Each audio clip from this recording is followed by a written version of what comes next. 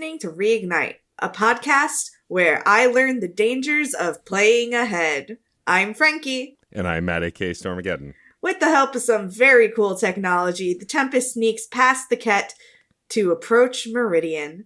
We experience some harrowing fights, remnant discoveries, including some that will rock the Angara's perception of themselves. Again. Man, they just can't catch a break. Correct, they cannot. We're going to get right into the deep dive in a minute, but so for some context, we've mentioned it before, but in case folks have forgot, Frankie is currently overseas, and there's like a 4 to 5 hour difference between us. And so I stupidly didn't play this in advance. I played it last night, the night before we recorded, because I just hadn't had time. And by I hadn't had time, I mean I rather had played God of War when I first got it. Such is life. And so I was playing it last night. It was about midnight my time, and this reveal happens, which we're going to talk about, and most of you, I assume, know. And I almost texted Frankie in all caps, "What the actual fuck?" But I didn't, because I didn't want to text you at like 5 a.m. your time. But I was upset for a whole host of reasons, and we'll get into that in a minute. Is it because you're a host? It's good to know that your jokes haven't gotten better since you went overseas. Also, I would like you to know that even if you had messaged me, I would not have gotten it because my phone is always on silent. Oh, well, that's good to know, though. If there are more reveals as we finish the story, I can text you frantically and you won't be woken up, because that was my major concern. Yeah, if you ever need me, you're on your own. Okay, great. Yeah, that's true. Like, so for a You're little on your own till I wake up. A little inside baseball, often when I would play through parts of this game, specifically because the other games I had played already, so I didn't really have a ton of questions other than like stopping points. But here, like I have no idea what I'm doing because I've never played the game before, and so often I would like message Frankie, "Hey, where do I stop?" Or "Hey, what about this part?" Or "I have a question about how I do this." Instead of checking a walkthrough, which often would have spoilers if you read too far, Frankie was my walkthrough. Not so much anymore if I don't play at a reasonable time, which is in the morning, essentially, which I almost never do. Nobody is ever awake when I'm awake. Sorry. It's okay. I think it's funny that you were talking about how you did not play in advance enough and that you played at the last minute. Meanwhile, I played so far in advance that I basically might as well not have played at all. Right, because you now have to try and remember exactly what you did and keep straight what part is for what section, because like I'm sure for the trilogy, things would often bleed together for us because we've played the trilogy so many times, and I'm guessing you're experiencing that now with this. Yeah, a little bit. My notes start off kind of detailed, but then they devolve into like, "Callow, my boy!" Sure. I mean, it just reminds me of the TikTok audio. "That's my boy! Father help!" Anyway. Yeah, so we are in the thick of the major story beats as we wrap up the game, and so we get to test Project Ghost Storm, which is a sort of cloaking that will allow us to sneak past the Ket while the rest of the Pathfinder team draws them out and distracts them. And, but before we do that, we get to have this big conversation with the whole crew about, like, here it is, we're going to defy them. My favorite thing is, like, when you're talking to everybody, I don't know if it's Cora for everybody, but for me, it was Cora goes, "You're going to defy a direct order." Yep. And Ryder immediately goes, "We are going to defy a direct order if you choose the, like, I think more emotional choice." And Cora just kind of nods. And I love that moment. It's very good. Everyone is so excited except for Cora. Like, she'll do it, but she's not going to like it because the rules are there for a reason. The orders are given out for a reason. And that's very much her morality. That's very much her moral code. And for you, her friend, her lover, to be like, "And we're going to do the opposite of that." Yeah. It's going to make her uncomfortable. But she'll still do it. And my favorite part is when you also say you're going to defy a direct order, Drac is the first one to go, "Yeah, all right." Like, of course. Yeah. Of course Drac is excited. Everybody's so hype. Just not Cora. Yeah. So we make the plan. We execute the plan. The plan goes awry, and we throw the plan out the window. No, I'm just kidding. So we go Stormworks. We get inside the Meridian, what we assume is the Meridian. And we start to explore, and we find out that there are 2 towers that if we turn them on, it will essentially be like, we think, like all of the other towers and all of the other planets. Like, it'll help us control the network and like get Meridian online. These are like power nodes, essentially. Before we get away from Ghost Storm, too far away from it, I do want to say that it's a cool nod to the Normandy while still keeping the cloaking mechanism unique. Yeah. Because the whole thing that was special about the Normandy was that it was a stealth system, that you could drop yourself into a system without anyone picking up, like, your waves, like, picking you up on sensors. If they look out a window, as we know, they'll see you plain as day. But Ghost Storm sends out these ghost sensor readings, so that way it looks like there's multiple of you. So it's a really cool way to have that stealth component without it just being exactly what we experienced before. And they also say it's experimental technology, and so it's alluding, I think, to discoveries that they were working on in the Milky Way at the time without being the exact same thing, right? But it's based on probably the same theories and sciences without being an identical cloaking tech. Because cloaking tech can be pretty rampant in sci-fi. Like in Star Trek, it's like, constantly a thing that they're dealing with most of the time with their enemies, is have some kind of, like, birds of prey can cloak and things like that. And it seems like a common sci-fi trope. And so it's nice that it's not just everywhere here, and that it's like a one-time thing. It won't work more than once because they'll get onto you. But for this initial, you'll probably trick them and it would work. And it did. And like Callow also makes clear when you're prepping, like, we'll get you out the same way we got you in, but just be prepared because, this is really only going to work once. On a second try, it's going to be much tougher. And like shares his concern about getting you out, but they will get you out. Yeah. Suvi is also real worried about it. Yeah. Suvi.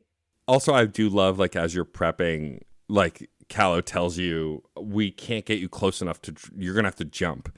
And while Gil is prepping you, you have a couple of options. And of course, I chose the one that's like, I've fallen out of lots of things. I'm getting pretty good at it, which is a very good line. Mm-hmm. It feels very Launchpad McQuack in its essence. I really like the moment of Gil helping Ryder into armor. And I wonder if it's a more intimate, more serious moment if you've been romancing Gil. Yeah. If Ken is listening to this, which I don't know if he is, please let us know. Or anyone else who's romanced Gil. I'll watch the videos. It's okay. But yeah, so we get dropped off, and then it's kind of combat heavy from the minute we hit the ground. Combat's more of the same, kind of what we've seen. We're fighting a lot of Ket, and then as we get towards the first tower, we realize the Ket is fighting with the Remnant. It appears the Remnant are trying to protect this, what appears to be a giant Remnant city on Meridian. And so, most of that is very straightforward. The combat, I think at this point, I've just gotten the hang of. I don't really have any complaints. Like, in the Mass Effect trilogy, we often complained about certain combat scenarios, but more or less, especially in 2 and 3, genuinely enjoyed the combat more or less, especially in 3, which was the tightest. But I find, like, here, besides me getting used to it in the beginning, the combat, I think, as a system, just works better. Like, at this point, BioWare knew what they were trying to do with a third-person shooter, whereas, like, the original trilogy, you never really play for the combat. The combat scenarios are not the most fun part. They can be. Some of the boss battles and stuff, and, like, I still say the Shadow Broker fight is one of the coolest fights in all of Mass Effect. But, like, here, I feel like every combat scenario is quite a bit of fun. There is a certain point where combat just isn't interesting for me to talk about anymore. It is what it is. Right. You go in, you fight a bunch of things, you move on, and then story happens. Fighting is what happens between the scenes. And the scenes are what I'm most interested in. Yeah.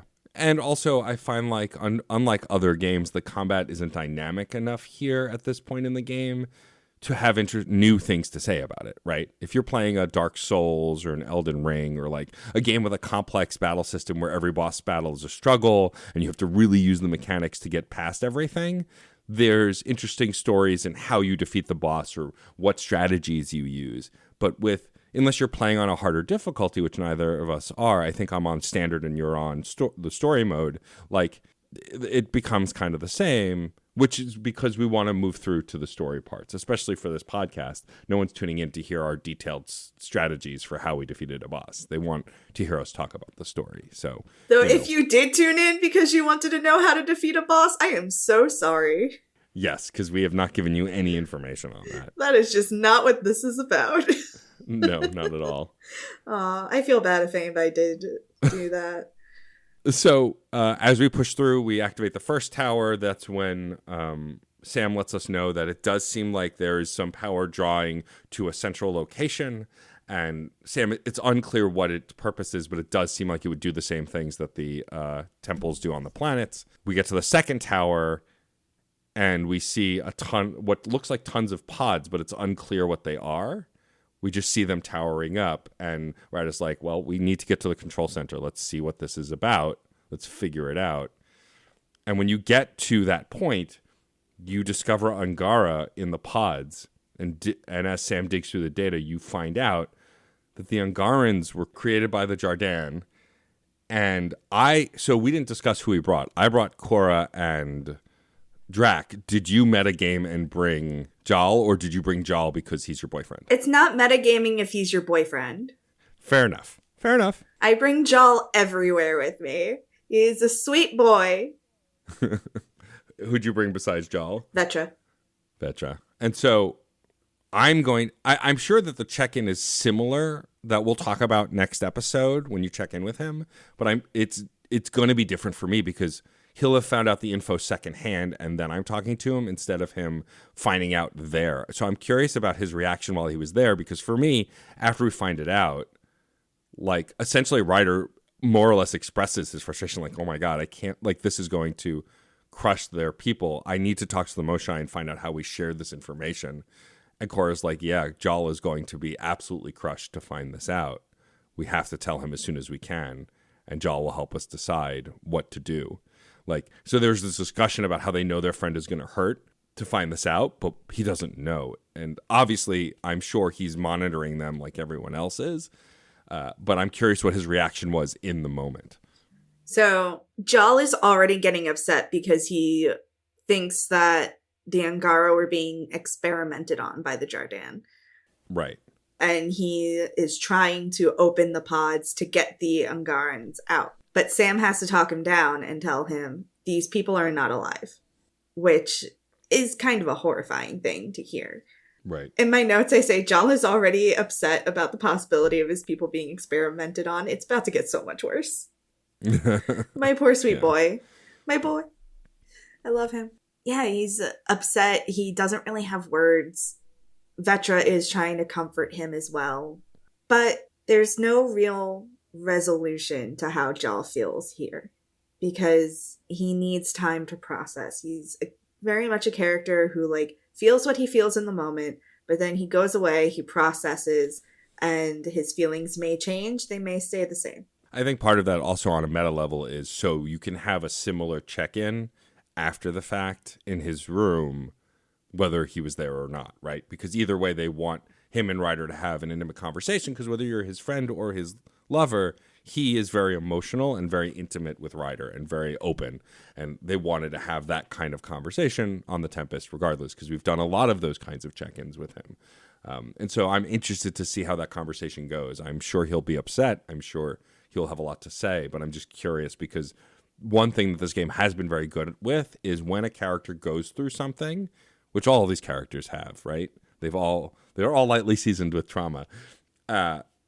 It's always an interesting and pretty heartfelt conversation 90% of the time with these crewmates, even Drac, like when Drac goes through some of the harder stuff earlier on. So like I'm not necessarily excited, but I enjoy the evolution of these characters in those moments, and so I'm curious to see how that will go, and we'll definitely talk about that during our check-in section, which we haven't done in a while, so we'll at least have one to talk about. So how did you feel about finding out that the Angara were created by the Jardin?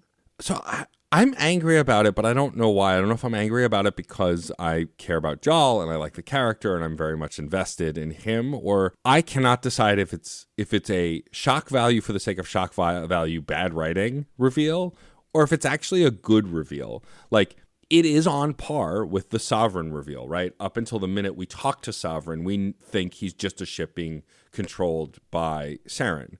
And when we talk to Sovereign, we find out it is very much the other way around, that Sovereign is his own entity and he's controlling Saren and is the mastermind behind this whole thing. And it's a huge reveal and a big moment on Vermeer. And we did talk offline about how this is essentially a Vermeer moment. This is meant to catch you off guard and be a big reveal. And like, a lot has happened to the Ungaran, and they are a unique new race, and they are the only new race besides the villains of the story, the Ket, who are technically sort of Reaper-like in their amalgamation of other races. And to find out they were just kind of created in a lab, it's just, I don't know. I can't decide if it's anticlimactic, bad writing, it's good writing, and I'm just upset because I'm an emotional person and I'm attached to Jal. Like, I really can't decide. I'm curious your thoughts on it, especially like if you can remember what it was like the first time you played and you had that reveal. I can't really remember what it was like the first time I played, so I can't really give you my retrospective on that. I can, however, tell you that when it comes to a plot twist should make you feel like you were being let in on a secret. Mm-hmm. It should not feel like you have been betrayed. Okay. This is from a writing standpoint. Right. A plot twist is something that has been slightly hinted at. You should be able to look back and see the clues leading up to this moment. The clues don't have to be obvious. They can be very slight. That's what makes a good plot twist, is all of these things standing alone don't really mean anything. But when you pull them all together, then you can see how the plot twist was taking form. But if the plot twist is just there with absolutely nothing before it to kind of guide the reader toward it, then you're betraying your reader or your player. I personally don't feel that this plot twist does that. I personally, from my experience as a writer, from my experience as a person who plays video games, I felt that the plot twist was letting me in on a secret, because we do see many instances leading up to this where the Jardan were experimenting on plant life with animals, with the Remnant, with the terraforming. Like, there are all these little things leading up to it. If you're terraforming, then obviously you have people who are going to be living on the planet that you're terraforming, right? Right. Is it going to be the Jardan, or were they doing this for the Angara? And why, like, this just opens up so many questions for me, which I feel is good writing, because now there's so much more I want to know. Why did they create the Angara? As we go through, we get some more information. We find out that the Scourge was created by their enemy. They don't name their enemy. They just reveal that the Scourge is not something that the Jardan created. Right. But it seems to have originated from Meridian, but it was like, that's where the conflict was, that it started, and that's where it spread from, is what's hinted at. Right. So we're looking at this even greater villain who's responsible for the Scourge, who maybe wiped out the Jardan or maybe caused the Jardan to retreat. We don't even know. So there's so many questions that are now opened up, and so many paths that are available for storytelling. If they do continue with the threads from Andromeda, which I really, really hope they do, otherwise it's going to be bad storytelling in my opinion. Right. If they continue with these threads, then we have so much open to us in a next game. Sorry, I got really deep about storytelling there for a minute. No, it's okay. I don't think it's bad. I think part of my problem also is, like, when this game first came out, plot twists were still pretty common. They have been a trope for a while, but I don't feel like they were everywhere. I do feel like now, between mid-credit reveals in Marvel movies, which I often like, and other things, like, I just feel like this blindsided me a little bit. But as we talk about it, yes, those hints were there. I don't know. I don't think I've decided one way or the other, kind of like how I'm still weighing the whole game. I'm weighing this moment. I think it's interesting, regardless. But I think I need to finish it out to really sum up my feelings. Like, I can't imagine if I was playing Mass Effect for the first time while we were talking about it, and I got to that Sovereign moment, I'd go, this is the greatest thing ever. I'd be like, what the actual fuck? The robot lobster has a brain? Like, what? Like, I would probably feel similarly, because it's such a huge reveal in a weird moment. So, yeah, I'm curious to see how the story sort of wraps up, because I do, as we've mentioned before, I know it's sort of incomplete. They had plans that didn't come to fruition. But I'm curious to see how the story of the base game itself resolves itself, and that might help me better understand or accept this. So I don't know that I can speak to it yet, but I am still curious to see where it goes. I still have no idea where this plot is going as far as resolution, other than the humans saving the day and everyone getting to live in Andromeda. Like, the broad scope, obviously. Good guys win, bad guys lose, but I don't know beyond that. My number one question sparked by this whole Jardin reveal is, did the Jardin's opposition create the Ket? Right, as like a response, almost. Yeah. Like, oh, you're creating life? We can do that too. Ours will just be evil. Yeah. I mean, here's the thing is, I know that some things don't, like you've mentioned that the person who funded this whole expedition never gets named. It's hinted at that it could be the Elusive Man, but there's no actual proof of that, just mostly fan theories, and like that never gets resolved. And so my biggest fear is that we'll get to the end of this game and things with the Ket and the Ungaran will still be giant question marks, and I will feel unsatisfied. But we'll see. You know, I'm optimistic still. I am genuinely mostly enjoying this game, but it is odd to, and I've said this before, it's odd to do a podcast like this about a game like this way, and not a thing I would want to do again. I don't think. I'm still on the fence about that, right? It's hard to go into something not knowing where it's headed and try and talk about it. Like, we were able to get so insightful, I feel like, with the trilogy, because we knew where it was going, and so we could kind of allude to our thoughts and try, you know, we tried to still not metagame, but it did add to the conversation in a way that I can't do that. You do it as much as you can and try and ask me the right questions, but beyond that, I'm kind of just a passenger in a lot of moments, and that's been harder. But this is a huge reveal, and I'm really excited to see where the story goes as we begin to wrap up, because I really do want to know where this is headed, because it has been an interesting ride so far. All we know for sure at this moment is that we are not on Meridian.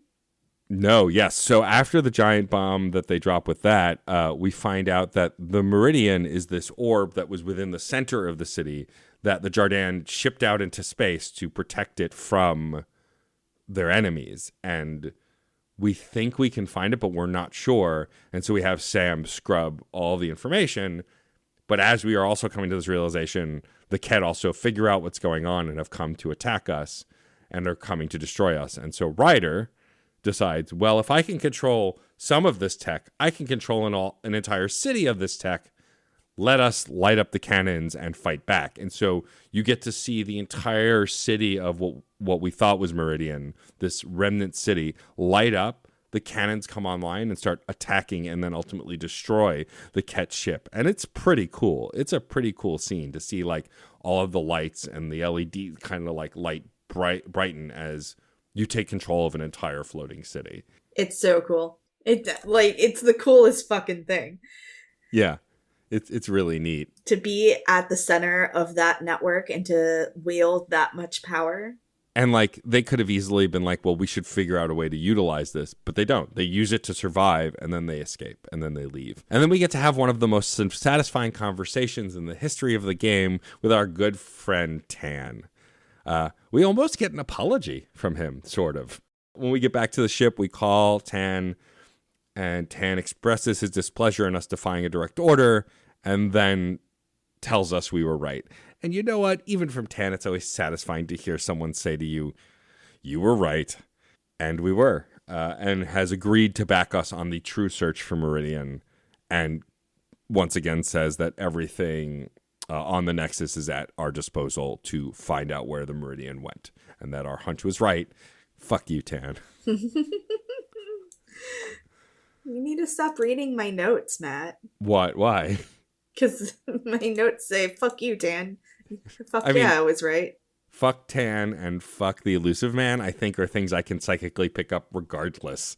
Matt, do you mind if I pick the ask meme? No, not at all. Yeah, why don't we should change it up. You had asked me to do it like the last couple of times. Who's like, since you haven't done it, but now, I mean, I've done it twice. So yeah, you go for it. I'm trying to pick a good one that we haven't done yet. But I think we might have done all of them. I don't think we've done both riders. I feel like I was looking through and there were a few others I saw that we hadn't done yet, but it's hard to remember. We've definitely done Scott Ryder. Yes, I believe I picked Scott last time. All right, we're going to do Lexi. Okay. What is your specialization? What is my specialization? I mean, I guess podcasting, podcast production specifically, and content creation. All words that I don't know how I feel about coming out of my mouth, especially the content bit. But it's ubiquitous content creation for what we do. But yeah, I mean, I've been podcasting for about a decade, and I've definitely been producing that whole time because my first podcast didn't have a producer. We all just kind of made it happen, and I did a lot of the planning and adjusting. And you know, I've made a career out of it. Career in finger quotes. You know, what does that word mean anymore when you have 18,000 jobs as someone my age? But yeah, I guess podcasting and podcast specialization is what I'm known for. If you'd asked me 10 years ago, it probably would have been DJing and like burlesque production, but like I've let that go as an art form. I still DJ on occasion, and people can hire me for private events and weddings and stuff, and I will do those as they come, but I'm not seeking them out anymore. I am actively seeking out podcast guest spots, guesting on shows, producing shows, editing shows. Yeah, and like, you know, a milestone for me has been editing the Game Informer show for Alex Van Aken and co. That's been great, and that's like I know I've done good work in this scene for a while, but that one has visibility in a way that nothing else I work on does, and so that's been really satisfying to get a level of recognition that, you know, I know the quality of my work, but now people who don't know me are seeing that quality of work, which has been a larger group of people who don't know me see that quality of work, because obviously I have the audiences for my other shows, but they are much smaller than whatever the Game Informer show gets. Right. What about you? For me, I think I broadcasted my specialization a little bit earlier when we were talking about plot twists. I would say that my specialization is in storytelling and narrative. One thing that I'm especially focused on right now is decolonizing my writing, which for me means that I need to unlearn anything that I've been taught by speculative fiction, which is my preferred genre, and do better as a writer. Currently, I am working on my novel for my PhD, and I have so many ideas for how I can do that and how I can represent myself and still actively decolonize my writing. It's definitely an interesting experience. I'm talking a lot about US imperialism, about Irish diaspora, about my gender identity, and all of these things blend together to create a decolonized work. I mean, that's a struggle that I think trying to adjust your perception and your perspective on your work is always a challenge, right? Like, I have gone out of my way after talking with other creators to not have straight white men as every guest in a row on my shows. Some shows say we're not having any, right? Which there are plenty of straight white men everywhere in media. So that's your prerogative and totally makes sense. For me, I just don't want it to be the only people I have on. And like, I'm very conscious of, on this show, on Autographs, on pretty much all the shows that I do that feature guests, how am I diversifying the voices, right? That was a big part of Side Quests, is like, and there was a run of having a lot of straight white men doing those episodes, and like, I try and diversify that as well. I want young voices, older voices, you know, voices of every gender representation and across the spectrum, sexuality, whatever else, race, all of it, you know, religion. I want to feature all voices, not just the voices that I feel like, and that's hard to do when you grow up a certain way and you're used to doing things without thinking about that, right? Because I definitely had some unconscious racism, right? I grew up white, in a predominantly white neighborhood, and that's just kind of our subconscious. Like, if you're raised to only kind of pay attention to one thing, you're going to whether you mean to or not, ignore the other things. And I don't want to ignore those things anymore. And so I'm so glad that you're doing that for your writing too. I think that's great. And I understand that challenge from a different perspective. So far it's going. It is definitely going. Ask me how I feel about Daenerys, even though I haven't read Game of Thrones. I mean, I've never read, or I watched one episode of Game of Thrones and I've never read it. So I'm lost on that as you are. Well, I have opinions about Daenerys regardless. Right, because you've done the research, sure. Yes, I have. And I'm eventually going to read the book so I can be like, imperialism. Well, this is a shorter episode. The Meridian mission wasn't that long. We didn't have any check-ins.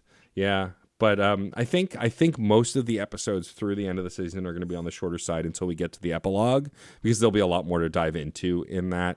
Right now, we're just moving through the story. But on the next episode, we're going to have a little fun and kind of relax before going off to the final mission. What's that? Announcement. Oh, you have an announcement. And also, do we have an email? Oh, we might. Well, while you find the email, I will gear up for this announcement. We have 2 winners from the Stormageddon Takes Andromeda thing that I did.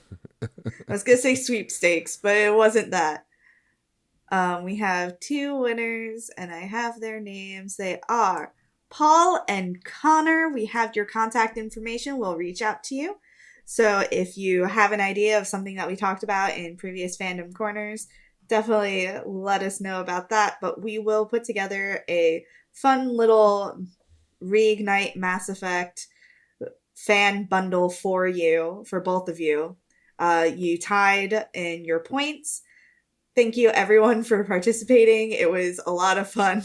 Yeah. It's a lot of fun for me to read everybody's responses. It was fun for me to live in mystery, I guess. Yeah, but now Matt can, like, really, really look at the Matt Don't Read, because I think we've already talked about everything that was mentioned in there, so, like, nothing's going to be a spoiler for you. Yeah, I mean, I guess the very ending of the game may have, like, could be spoiled, but we're I don't think there. we talked about it ever. Okay, well, that's good to know. Well, congratulations to you both. I don't know when you're going to get your prize pack. The goal will be before the end of the season, but we just have to figure out logistics and what we're actually sending you. Please remember, I live in a different country. Yes. We definitely have some comics for you both. I'm going to try, I think they're parts of 2 different runs, so I'll probably just split that up, but I have to look through them because they're not full runs. Maybe we'll just send you each an issue, like if I have the first of each run, and then you can investigate the rest. I believe they're all on sale, and some of them are in omnibuses now of like the full runs, but we'll figure that out. But you'll definitely get some comics, probably stickers, and then who knows beyond that. I'll figure it out. Yeah, Frankie will figure it out, and we will execute on that. But thank you. And yes, did you have them submit their info for like shipping when we? Yeah, well, no, I don't have that. I have their email addresses, and I'm going to reach out to them and be like, "Hello, congratulations, you won." And now you guys know what email to look out for because you're listening to this now. One can only hope. I do have our email up. It is from one Kevin Robert Stephen Blood, who has written us before, and it is titled Happy Hiatus. It is pretty long, and so... Just give us the highlights. Yeah, but I do like this intro. It's very kind. And I hope you're both having a fun and productive hiatus. I know there's a lot going on, so I'll try and keep it short.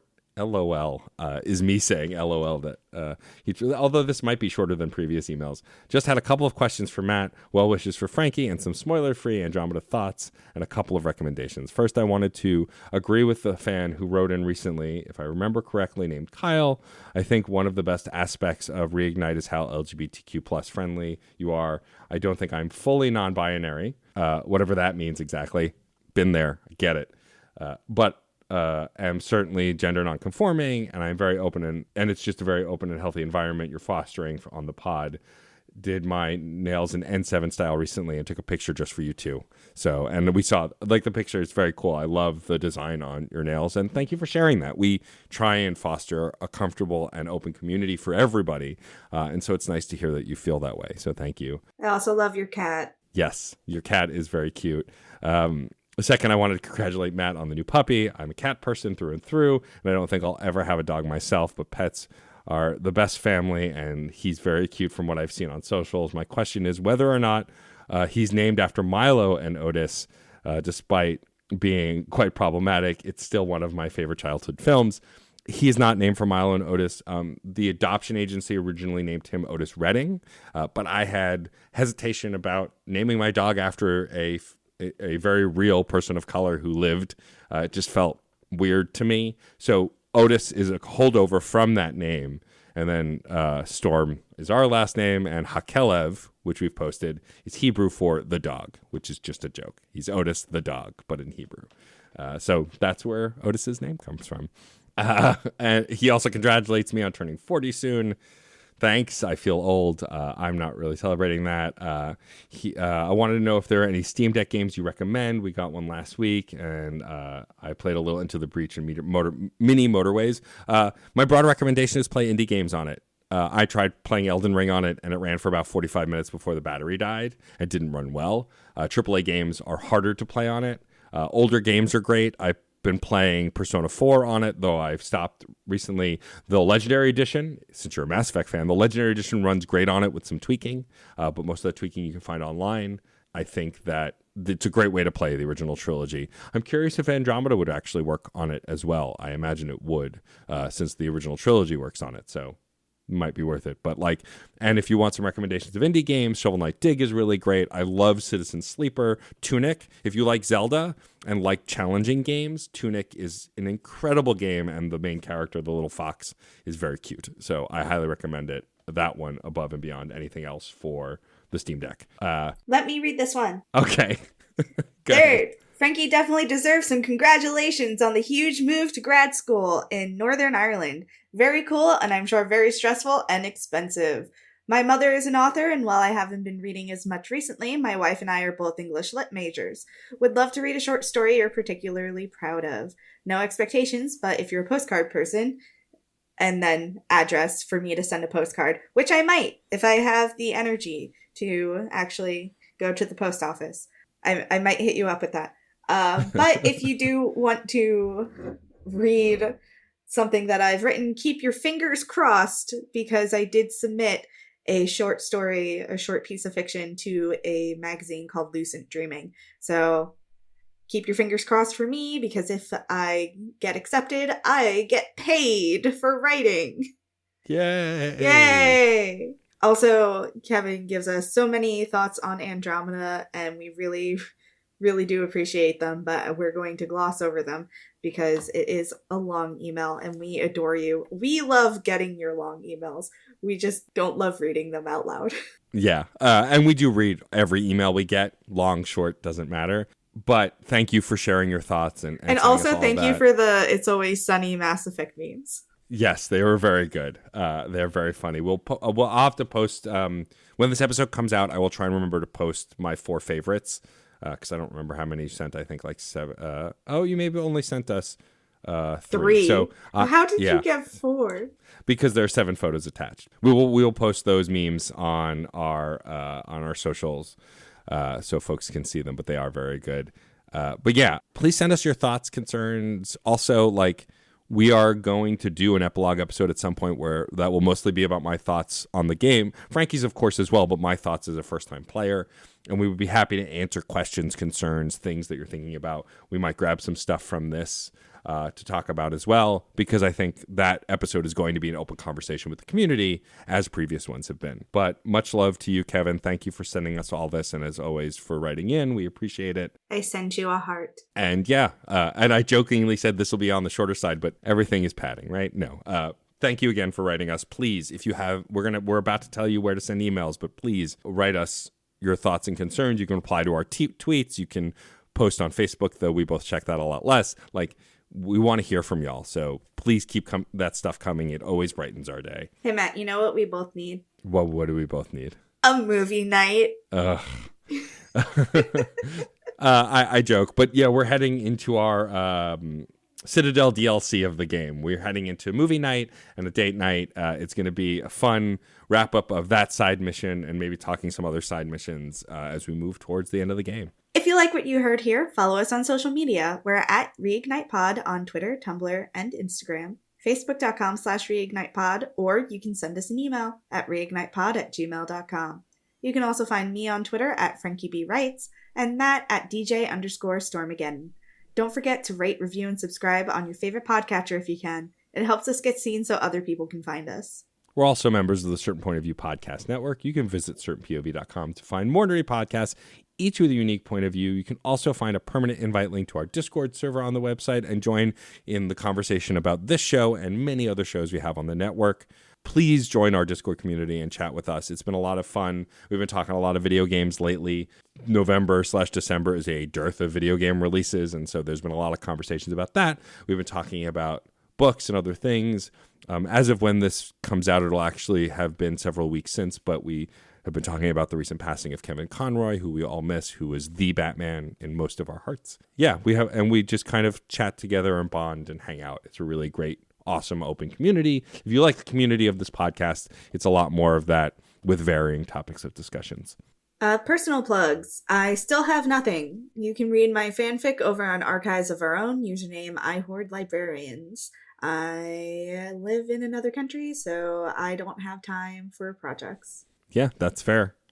You can still find me in all the same places. DJStormageddon.com.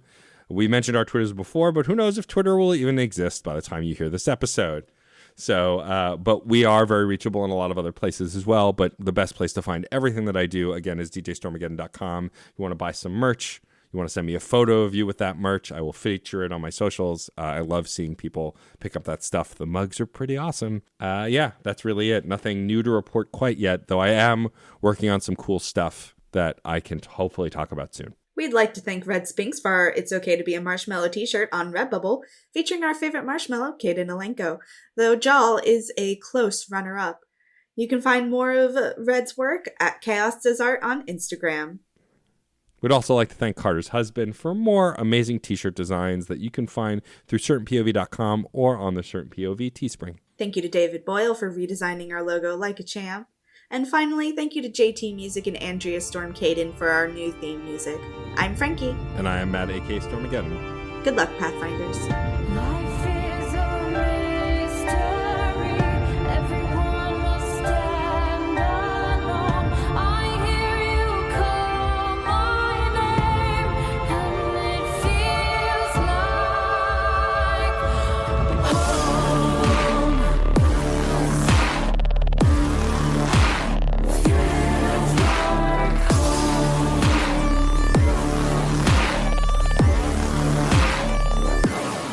Video games are a unique medium. They can tell stories, Immerse us in strange, fantastic worlds. blur the very boundaries of our reality. But at the end of the day, video games are fun. Whatever fun is to you. I'm Jeff Moonen, And I am Matt, a.k.a. Stormageddon. and on Fun and Games, we talk about the history, trends, and community of video games. It's a celebration of all the games we play and all the fun we find within them. And there's so many more games out there, so we hope you'll share in that conversation with us. Fun and Games podcast with Matt and Jeff. Find us on certainpov.com or wherever you get your podcasts. And happy gaming. CPOV. CertainPOV.com.